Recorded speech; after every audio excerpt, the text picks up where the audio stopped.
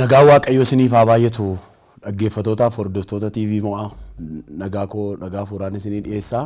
Har'aa sagalee Waaqayyo iddoo kanatti qabadhee kanan dhiyaadhee ani luba Magarsaa Abdiisaan jedhama. Magaalaa Naqamtee waldaa Makaana Yesuus Qassoorraa kanan hojjedhu.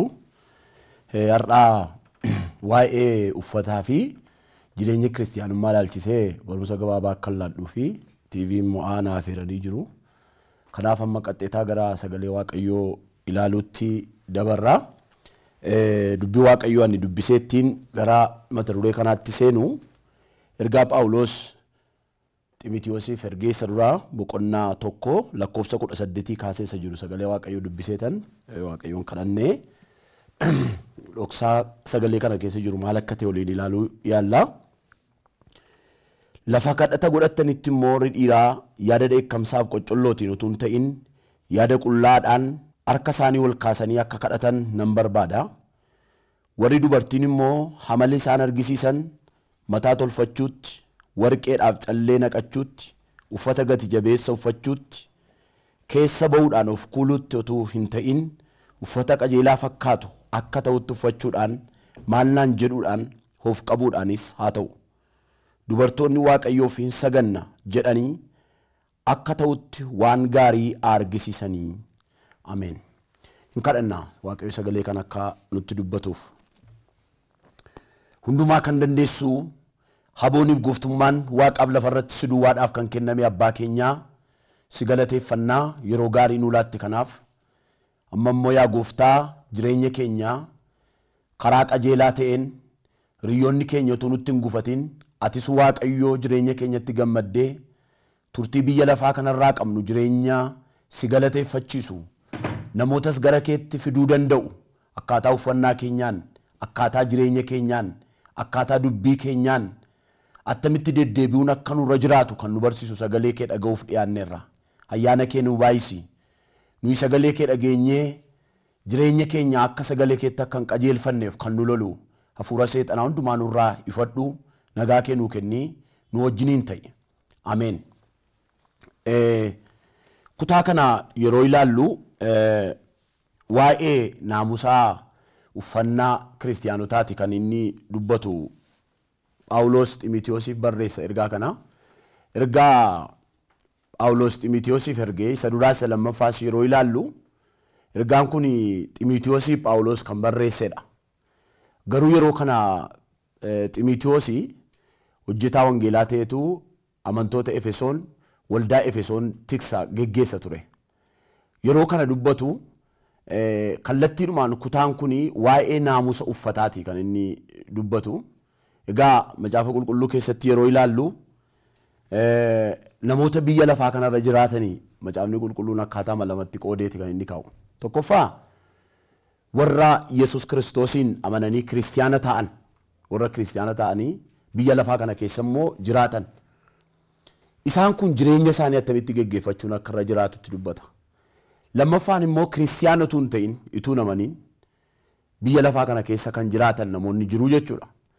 Egaa kiristiyaanonni biyya lafaa kana keessa yeroo jiraatan amma gaafa Yesuus Kiristoos deebi'ee dhufutti attamitti jiraachuun akka isaan irra jiraatu karaa hundumaa sagalee Waaqayyoo qajeelfama laata. Keessumaa waa'ee uffataa yeroo ilaallu mee naamusa uffannaa kiristiyaanaa isa jedhu kana otuu hin ilaalin fuuldura waa'eedhuma uffataa achi deebinee gaafa ilaallu dhalli namaa wayyaa uffachuu yoom jalqabe uffannaa uffachuu yoom jalqabe isa jedhu gaafa ilaallu macaafa seera uumamaa boqonnaa 3 lakkoofsa 7 irratti gaafa ilaaltanii akka kutaan sun jedhutti dhalli namaa cubbuutti erga kufee booddeedha waa'een uffataa kan ka'e. Waa'een uffata uffachuu kan inni ka'e dhalli namaa cubbuutti erga kufee booddeedha. Eden keessa yeroo jiru namni wayyaan inni uffatee jiraatu wayyaatti miti isa jedhu beekamaa miti. Lattiidhumaan Eden keessa Waaqayyo wajjiniin kan isaan jiraatan wayyaatti uffatanii jiraatu Eden keessa inni jedhu beekamaa miti. Garuu seera uumamaa boqonnaa 7 kan isinitti hime lakkoofsa 7 irratti gaafa laallu erga cubbuu hojjetanii iji isaanii isaan cubbuuttiin arganii baname walii isaanii saalfatanii qullaa walii isaanii arganii jedha. qullaa walii isaanii ilaaluun immoo isaanitti tolee wal qaanaan jedha. Warri wal qaanaan kun manaaf abbaa manaadha.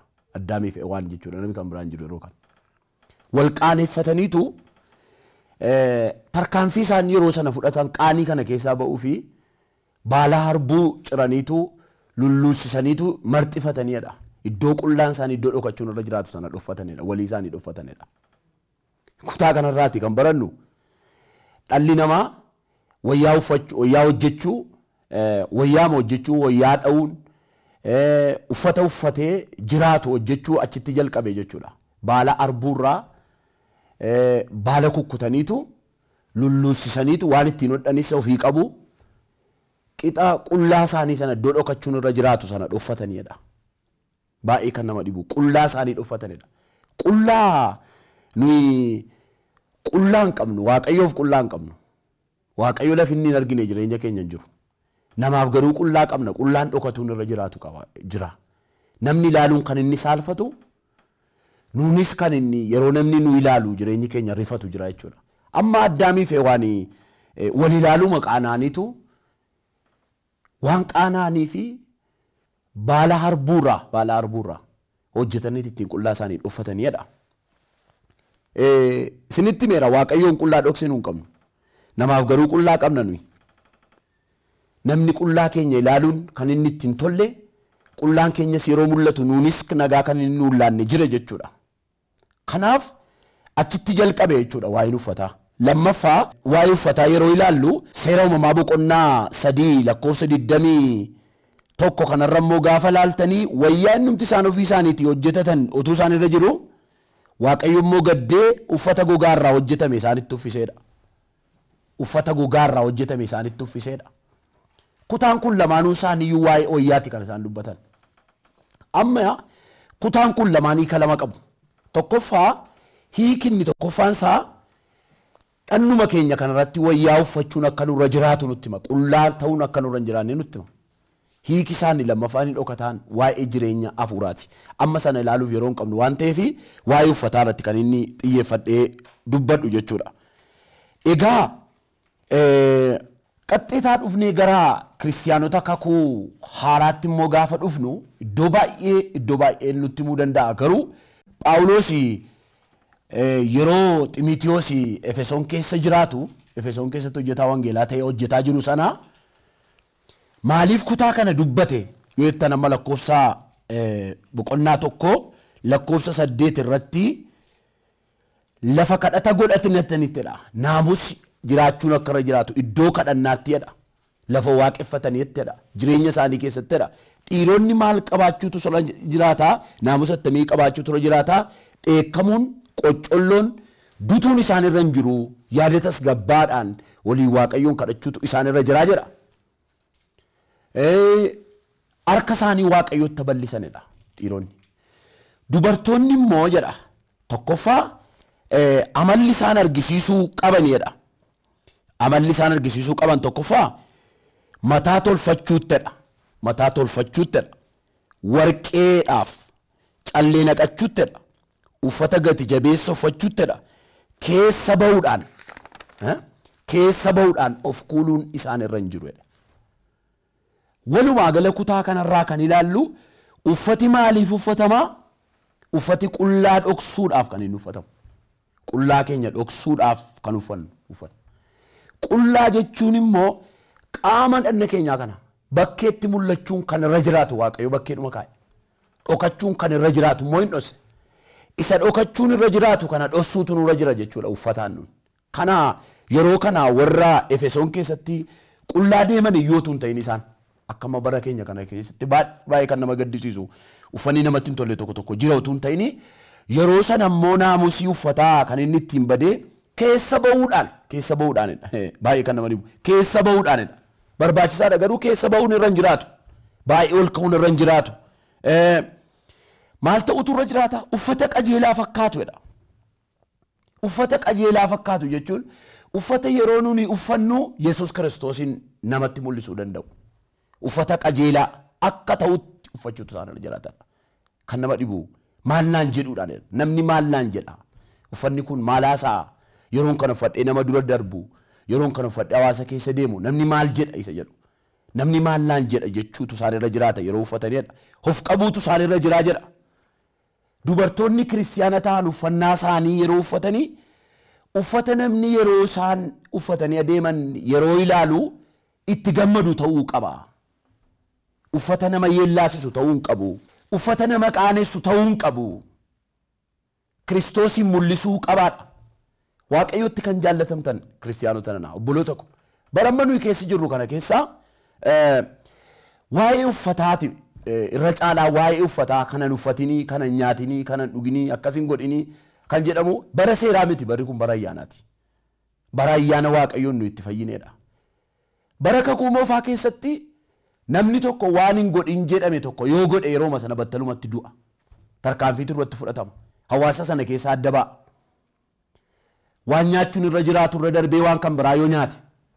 Waan dhuguun irra jiraatu irra darbee waan biraa yoo dhuge. Wanta hojjechuun irra jiraatu irra darbee waan kan biraa yoo hojjete yeroodhuma sana tarkaanfiin du'aa irratti fudhatama. Bara kakuu haaraa keessatti garuu seera kana tun ta'in nun ayyaanaan kan nu fayyine. Ayyaana Waaqayyootiin fayyine. Mee waa'ee ayyaana Waaqayyoo. Ayyaanni Waaqayyoo nu ittiin fayyine kuni jireenya kiristinnaa keenyaa keessatti maal godha? Humna akkamii qaba? Bu'aa ayyaanaa jireenya kiristinnaa keessatti isa jedhuti isinii dubbisa. Ergaadhuma Phaawulos Tiitoodhaaf ergee boqonnaa 2 lakkoofsa 11 irratti sagalee jiru nan dubbisaa mee dhaggeeffadhaa. Waaqayyoo ayyaana isaa isa nama hundumaaf fayyina kennu mul'iseera. Ayyaanni Waaqayyoo kunis nuyi Waaqayyo malee jiraachuu kajeellaa biyya lafaa isaa hamaa kana gannee bara kana keessa of qabutti qajeelinatti namoota Waaqayyoo taanee akka jiraannuuf gorsee gara gaariitti nu deebisa.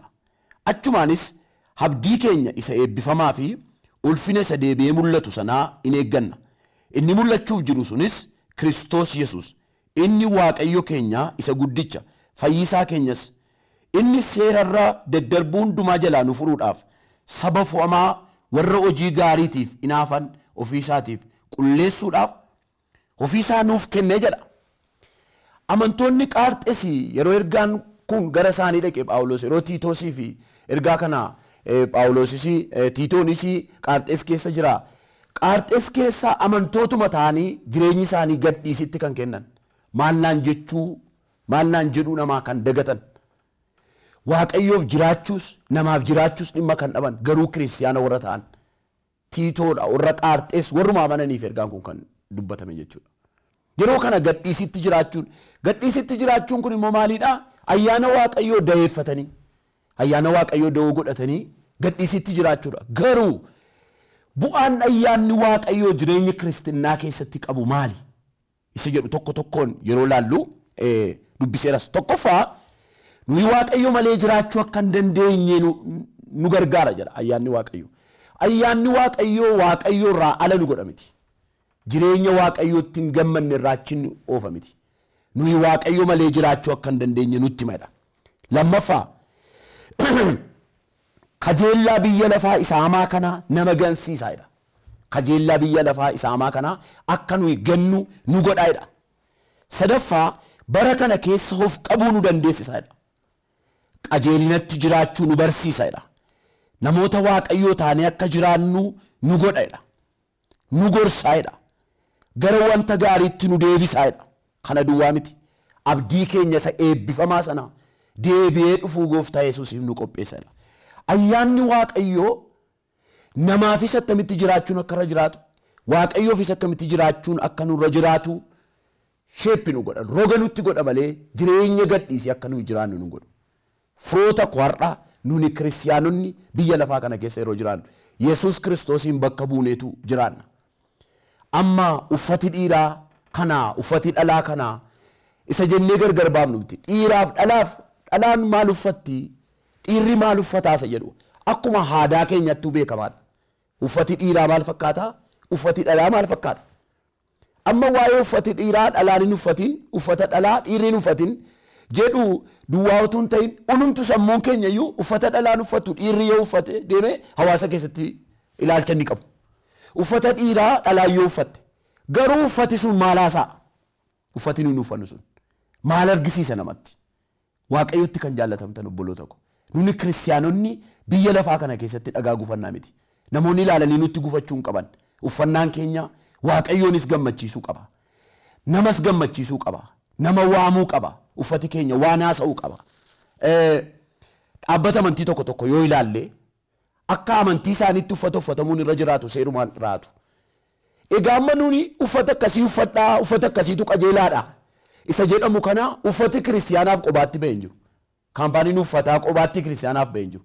Garuu uffata nuyi qullaa keenya ittiin dhoffachuudhaaf uffanna. Uffati kan uffatamu qullaa keenya ittiin dhoffachuudhaaf. Uffanni nuyi uffannu qullaa keenya mul'isuu hin qabu. Waaqayyotti kan jaallatamtan obboloota ko. Maal ta'uu qabaree?